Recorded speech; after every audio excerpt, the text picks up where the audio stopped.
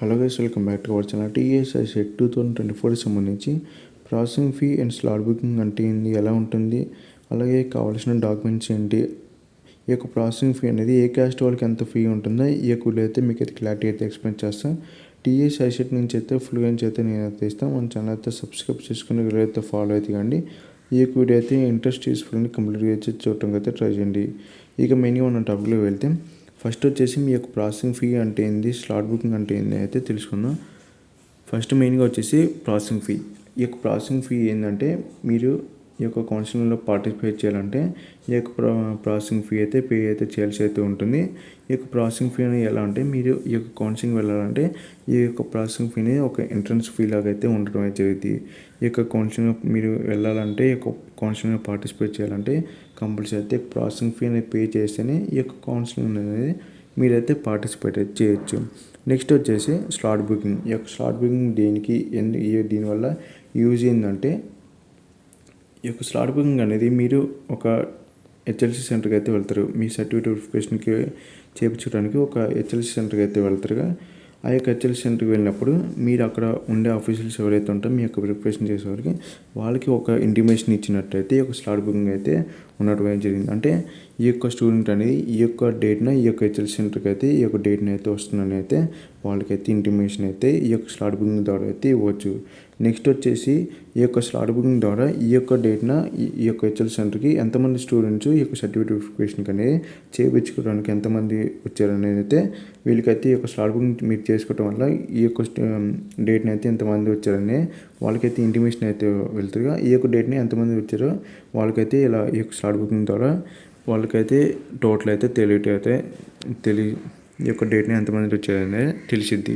Next వచ్చేసి మీరు అనేది ఈ యొక్క స్లాట్ బుకింగ్ అనేది ఒక డేట్ని అయితే ఫిక్స్ అయితే చేసుకుని ఈ యొక్క ఒక పర్టికులర్ హెచ్ఎల్సి సెంటర్కి అయితే మీరు అయితే వెళ్దాం అనుకున్నారు. అయితే ఆ యొక్క హెచ్ఎల్సి సెంటర్కి మీరు ఆ యొక్క డేట్ని అయితే వెళ్ళకపోతే నెక్స్ట్ డే అయితే వెళ్ళొచ్చు. మీకైతే ఎటువంటి ప్రాబ్లం అయితే ఉండదు.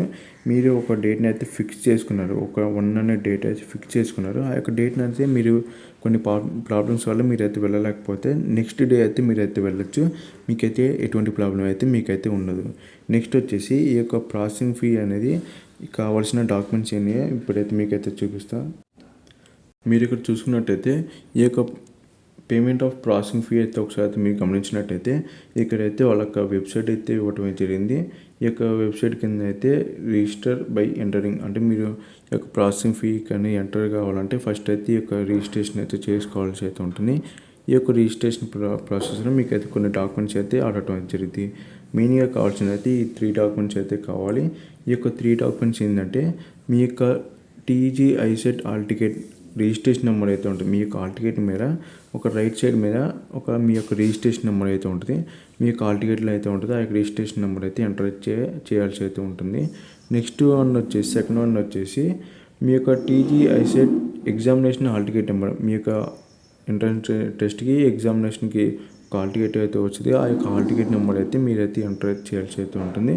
నెక్స్ట్ థర్డ్ వన్ వచ్చేసి మీ యొక్క డేట్ ఆఫ్ బర్త్. మీ యొక్క డేట్ ఆఫ్ బర్త్ అనేది ఎస్ఎస్సి మార్క్స్ మెమోలో ఎలా అయితే ఉందో అలా అయితే మీ యొక్క ఇక్కడైతే ఇవ్వాల్సి అయితే ఉంటుంది. మీ యొక్క ఎందుకంటే ఈ యొక్క మొత్తం మీ యొక్క ఐసెట్ అయిపోయిన వరకు అయితే ఈ యొక్క డేట్ ఆఫ్ బర్త్ మీరైతే ఈ యొక్క ఐసెట్ అయితే నడిచిద్ది కాబట్టి. నెక్స్ట్ వన్ వచ్చేసి ఈ యొక్క బేసిక్ ఇన్ఫర్మేషన్ అయితే మీరైతే ఇవ్వాల్సి అయితే ఉంటుంది. ఈ యొక్క డాక్యుమెంట్స్ అయితే మీరైతే రెడీ అయితే చేసి పెట్టుకొని అంత అయితే యూజ్ అయితే అవ్వటం జరుగుతుంది. ఫస్ట్ వన్ వచ్చేసి మీ యొక్క ఆధార్ కార్డ్ అయితే ఉంచుకోండి. నెక్స్ట్ వచ్చేసి మీ యొక్క మొబైల్ నెంబర్, మీ ఈమెయిల్ ఐడి. మీ యొక్క ఈమెయిల్ ఐడి అనేది ఇస్తే మీరు ఏదైతే రన్నింగ్లో ఉన్న ఈమెయిల్ ఐడి ఇవ్వండి. ఎందుకంటే ఏమైనా మెయిల్స్ వచ్చినా మీ యొక్క రన్నింగ్లో ఉండే ఈమెయిల్ ఐడికి అయితే రావడం అయితే జరిగింది. నెక్స్ట్ వచ్చేసి మీకు క్యాస్ట్ సర్టిఫికేట్, అంటే ఈ క్యాస్ట్ సర్టిఫికేట్ అనేది మీరు అప్లోడ్ అయితే ఏముండదు. మీ యొక్క ఐఎన్ఆర్ నెంబర్ అనేది ఒక నెంబర్ అయితే ఉంటుంది. సో ఫర్ నాకు అంత ఐడియా లేదు, ఒక నెంబర్ అయితే ఉంటుంది. ఇన్కమ్ సర్టిఫికేట్ మీద ఐఎన్ అయితే ఉంటుంది. ఆ యొక్క ఐఎన్ నెంబర్ అయితే మీరైతే ఎంటర్ చేయాలి. నెక్స్ట్ క్యాస్ట్ సర్టిఫికేట్ కానీ ఒక నెంబర్ అయితే ఉంటుంది. ఆ యొక్క నెంబర్ అయితే మీరైతే ఎంటర్ చేయాల్సి అయితే ఉంటుంది. నెక్స్ట్ ఎవరైతే ఓసీ స్టూడెంట్స్ ఉంటారో వాళ్ళు ఈ యొక్క ఈడబ్ల్యూఎస్ సర్టిఫికేట్ అప్లికేషన్ నెంబర్ అయితే ఇవ్వాల్సి అయితే ఉంటుంది. మీరు ఇక్కడ చూసుకున్నట్టయితే change of mobile number is not permanent, అంటే మీరు యొక్క మొబైల్ నెంబర్ అయితే చేంజ్ చేస్తే చేసుకోవాల్సి అయితే ఉండదు. ఇక్కడ ఎలిజిబుల్ అయితే లేదు. మీరు ఫస్ట్ ఏదైతే ఎంట్రన్స్ టెస్ట్ రాశారో ఎంట్రన్స్ టెస్ట్ రాసినప్పుడు, ఎంట్రన్స్ ఎగ్జామ్ రాసినప్పుడు మీరు ఏదైతే మొబైల్ నెంబర్ అయితే ఇచ్చి ఉంటారో ఆ యొక్క మొబైల్ నెంబర్ ఇక్కడైతే కంపల్సరీ అయితే మీరైతే ఇవ్వండి. ఇక్కడైతే క్లారిటీ అయితే మెన్షన్ అయితే చేయడం జరిగింది. ఈ యొక్క మీరు రిజిస్టర్ అయ్యేటప్పుడు అయితే ఈ యొక్క 3 డాక్యుమెంట్స్ అయితే కావాలి. మీ యొక్క రిజిస్ట్రేషన్ నెంబర్, హాల్ టికెట్లో ఉన్న రిజిస్ట్రేషన్ నెంబర్, మీ యొక్క హాల్ టికెట్ నెంబర్, మీ యొక్క మార్క్స్ మెమో అయితే ఇవ్వాల్సి అయితే ఉంటుంది. నెక్స్ట్ వన్ వచ్చేసి ఏ క్యాస్ట్ వాళ్ళకి ఎంత ఫీ ఉంటుందో చూసుకున్నట్టయితే ఇక్కడ లాస్ట్ స్టెప్లో అయితే ఇక్కడైతే క్లారిటీ అయితే ఇవ్వటం జరిగింది.